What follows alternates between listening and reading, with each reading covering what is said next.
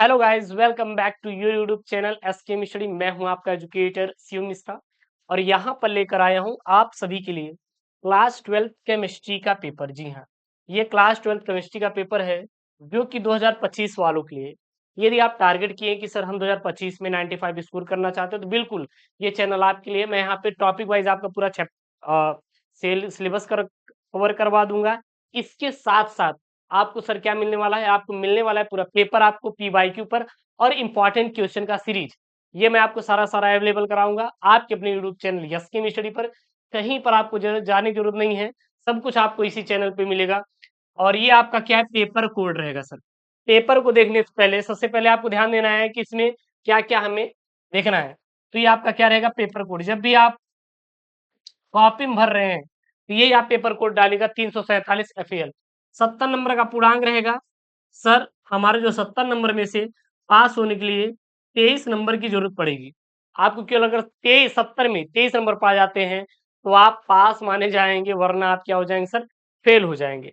Time sir 3 घंटे 15 minute का आपको दिया रहेगा और जो प्रारंभ के 15 मिनट है आपको प्रश्न पत्र पढ़ने के लिए निर्धारित रहेगा।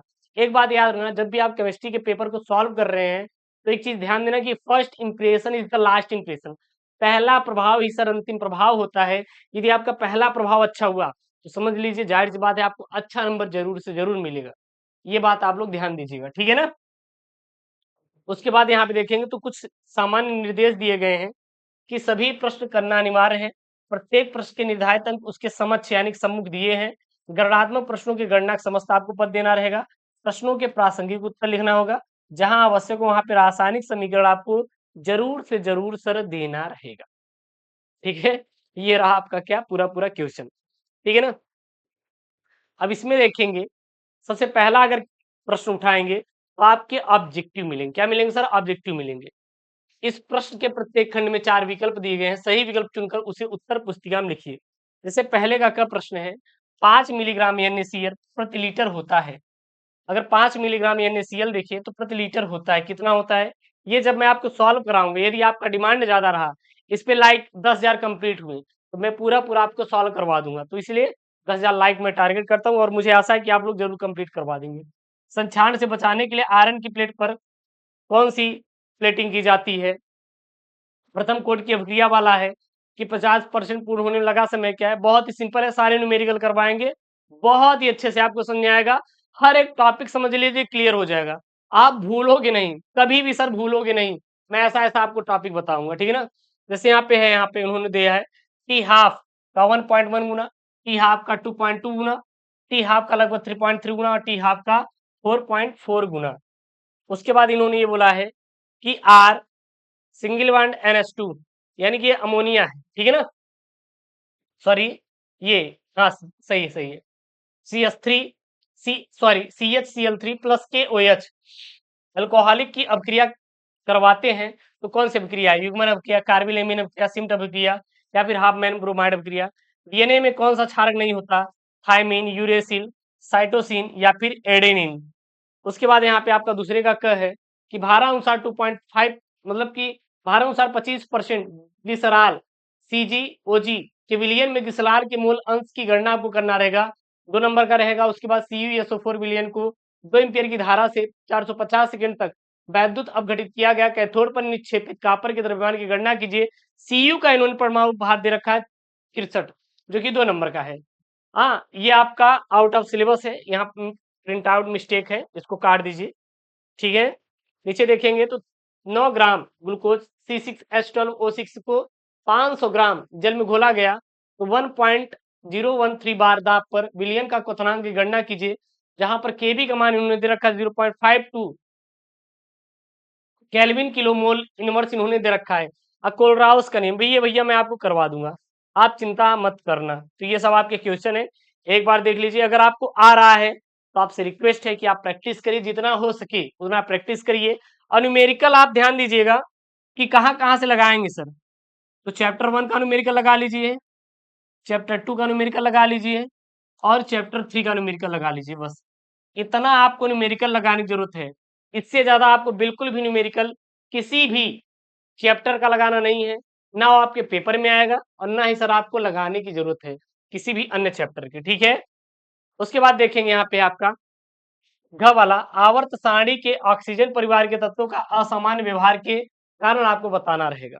उसके बाद चौथा का यहाँ पे MnO2 से पोटेशियम परमैंगनेट के निर्माण की विधि तथा रासायनिक समीकरण भी लिखिए। पोटेशियम परमैंगनेट की KnO2 से रासायनिक समीकरण भी आपको लिखना रहेगा 3 नंबर का।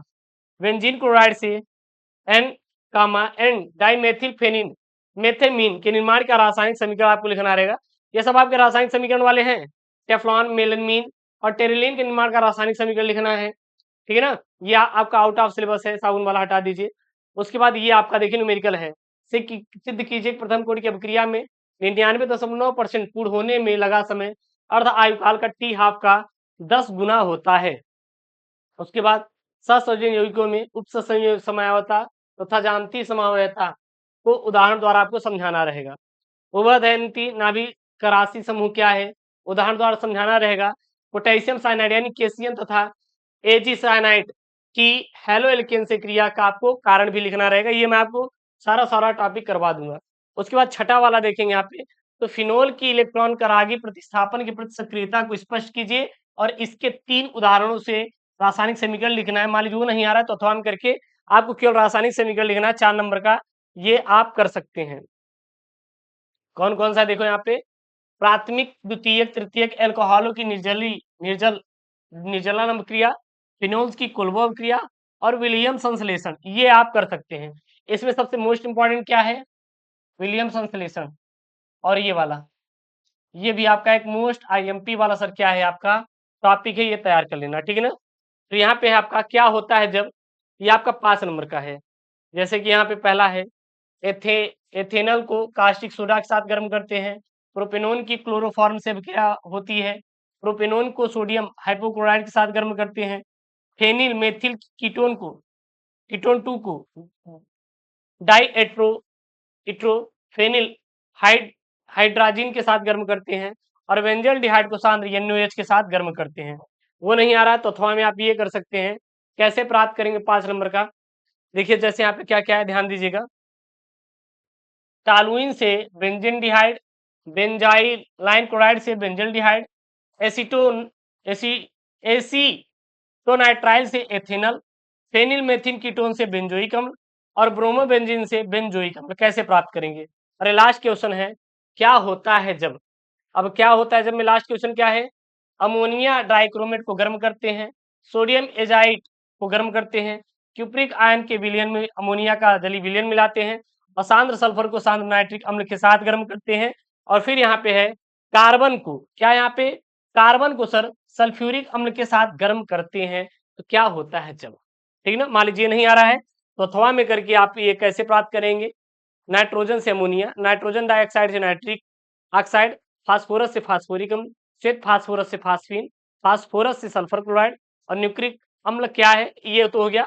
और ये तो आपका मोस्ट इंपॉर्टेंट है जैव अणुसी और न्यूक्लिक अम्लों का रासायनिक संगठन और प्रोटीन के प्राथमिक द्वितीय तृतीय चतुर्थ संरचना और प्रोटीन के विकृतीकरण की व्याख्या कीजिए। तो ये रहा आपका क्लास 12 केमिस्ट्री का पेपर जो कि आपका 2024-25 के लिए है सर जी, ठीक है ना।